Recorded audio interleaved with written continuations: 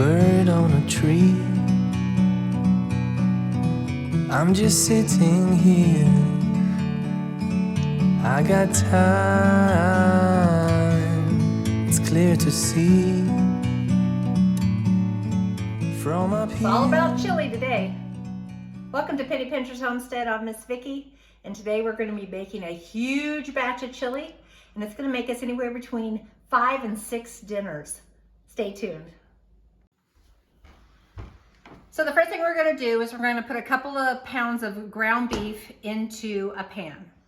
Now, I'm not going to do everything from scratch because I know the majority of you do not do everything from scratch.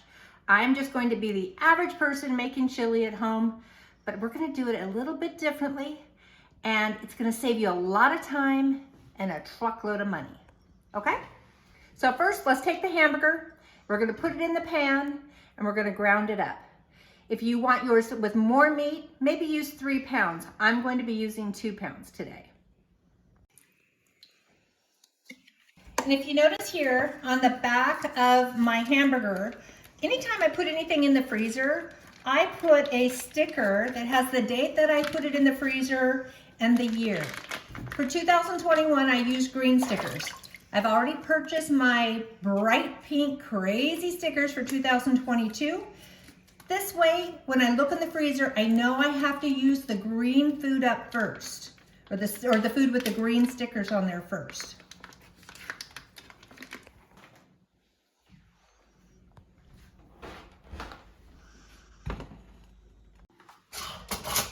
Where's my big spoon? Let me find it real quick.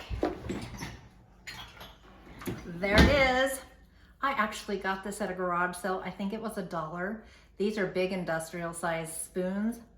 If you can find one at a garage sale, pick it up.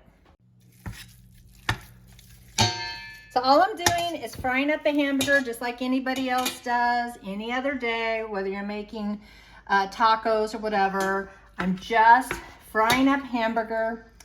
Now, I kind of like onions. My husband doesn't. So what I do is I have some of the Costco dehydrated onions, and I just kind of stick a good amount in there to give it some extra flavor, and he doesn't know the difference. So I'm gonna let this cook for a minute, but I'm gonna show you something. It's really important to know that we're gonna put a lot of this chili in the freezer. So before we can put it in a mason jar and stick it in the freezer, you have to cool it properly. I used to work for a restaurant, and what I want you to do is, you can follow my directions, but I would prefer you to check it out with your local health department. But what we're going to do is we're going to take our final cooked chili, and we're going to stick it in 2-inch containers. So I have some of them ready right here. And after they get cool, the chili gets kind of cool, I'm gonna stick them in here and then stick them in the fridge to make sure they get down into the 30-degree range. If you put hot chili in the fridge, not only do you have the risk of breaking containers, but you can also have the risk of getting bacteria growth. So you can either do it this way, put it in the fridge and cool it down fast, or you can do an ice bath. To do an ice bath, you just simply take a large amount of ice, you stick it in your sink, and then you take your pan, you can hear the hamburger frying, you can take your pan and stick it right in the ice and cool it down super fast, and then put it down into these dishes and put them in the fridge then as well. Just remember, food safety is always number one.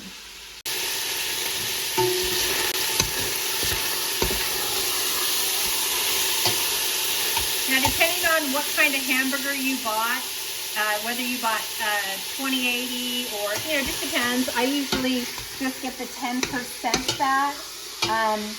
You might not need to drain a lot of the fat off of the hamburger.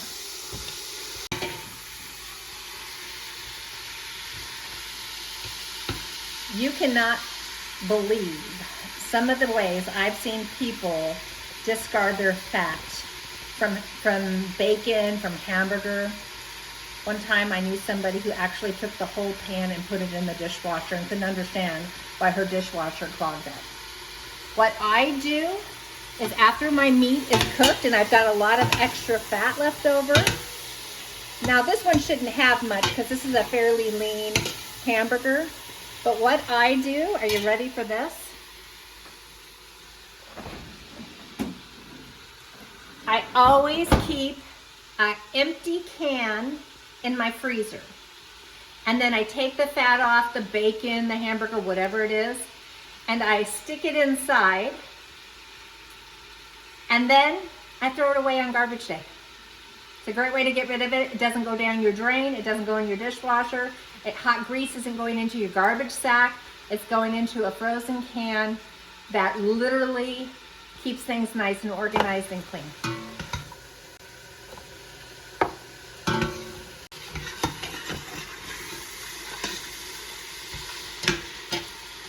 So my son is the one who's filming today. Say hi, Dylan. Hello. And he does almost all of my filming. And Dylan absolutely loves chili, so he'll probably be taking some home with him today as well.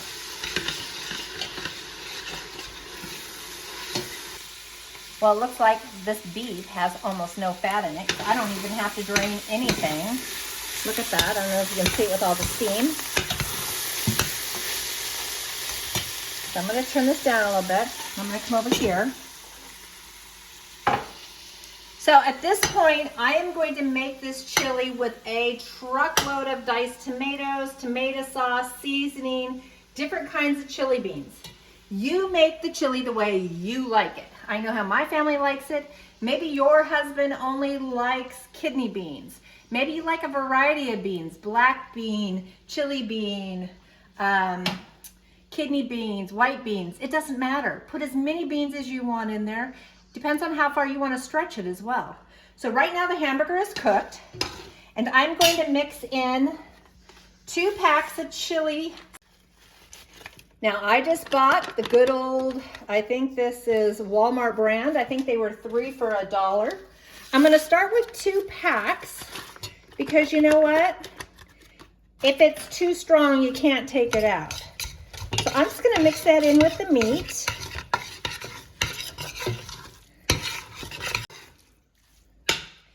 Now, I went ahead and opened quite a few cans. I didn't open all of them because I don't know exactly how much I'm going to use. So this is just good old tomato sauce. It's just the Kroger brand. As always, remember to date your cans. Use the ones that that are going to expire first. Use them up the first thing. So we're just going to dump that in there.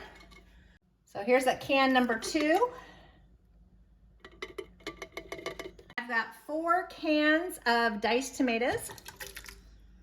So I noticed that my cans were having a hard time, the lid's coming open. I didn't want to cut myself. So I went and got a butter knife, and now I'm just simply prying that lid open a little bit more.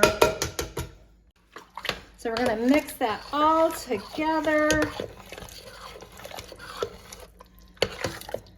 Now I will say that if you like things spicy, feel free to throw in some jalapenos or maybe any type of spicy hot sauce that you like.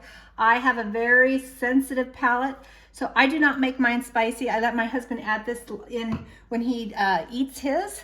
So just know that you can make it as spicy or non-spicy as you prefer. Now at this point, I'm going to bring this up to a boil. You have to bring it up to temperature. It's important to get all the bacteria killed by bringing it up to a roiling boil. I want to make sure everybody's safe. So at this point, you can see it's a beautiful chili. If you wanted to stretch it a little bit more, which I think I will, I'm just going to add 1 more can of chili beans.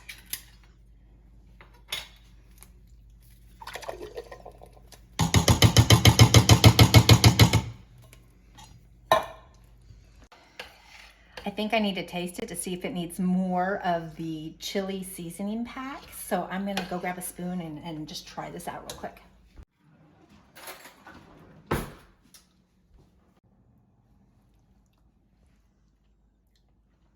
It needs 1 more package of seasoning.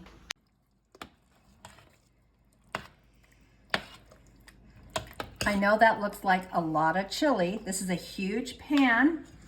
But again, we're going to use this for about 5 dinners, maybe 6, depending on how many people are in your family.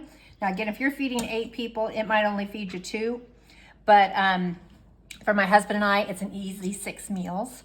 And I think I'm into this probably right at $20. Not bad for 6 meals, right? So we're gonna bring this up to boil and I'll be with you in a moment.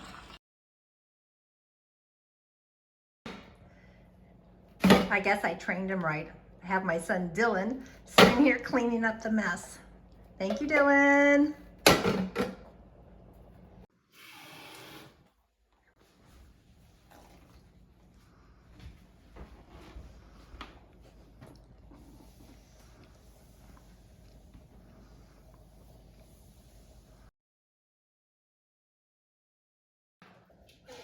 So I just tasted it.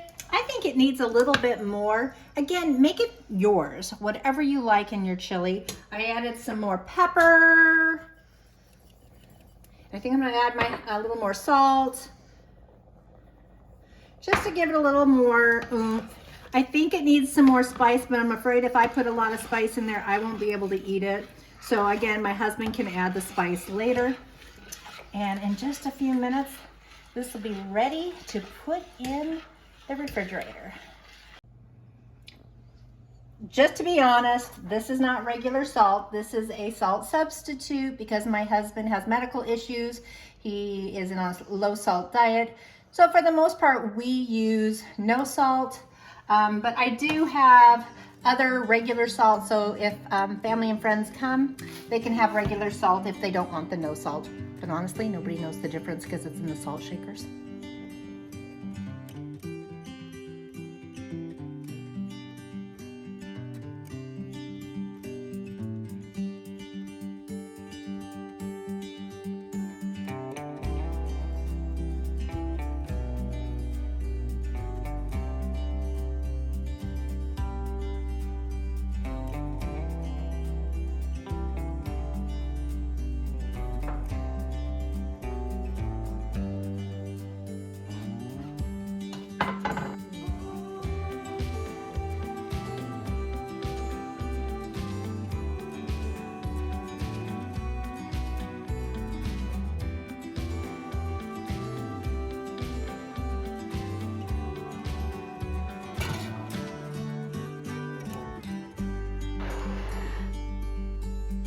So again, I 100% want to stress that you need to properly cool your food, bring it to a temp.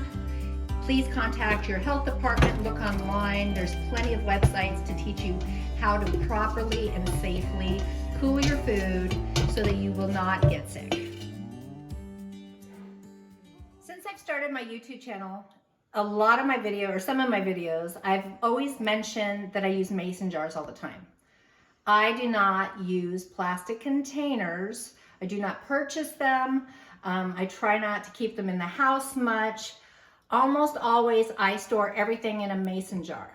Mason jars are good for dry goods. Mason jars are good for items in the refrigerator. They're also good for freezing and of course canning.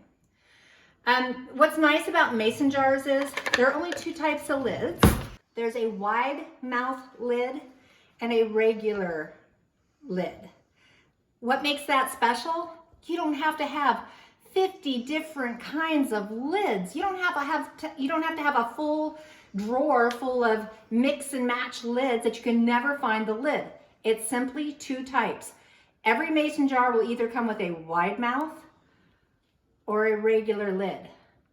Also, some of my spaghetti sauce jars. I'm going to use this jar to put some of that cold chili in here when I stick them in the freezer. When you freeze anything liquid in a mason jar in the freezer, you cannot fill it all the way to the top.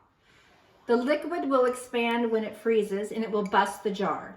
I try to always bring my, like today, chili, the liquid up to this little beveled area.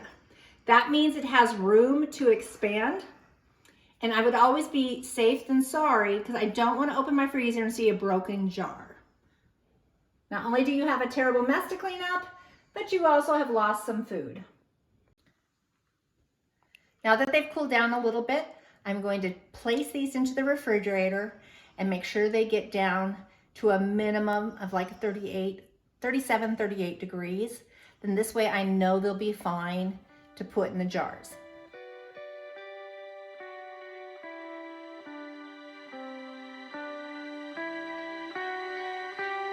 Thank you so much for watching. Please hit the like button and subscribe. I really appreciate the support for my channel.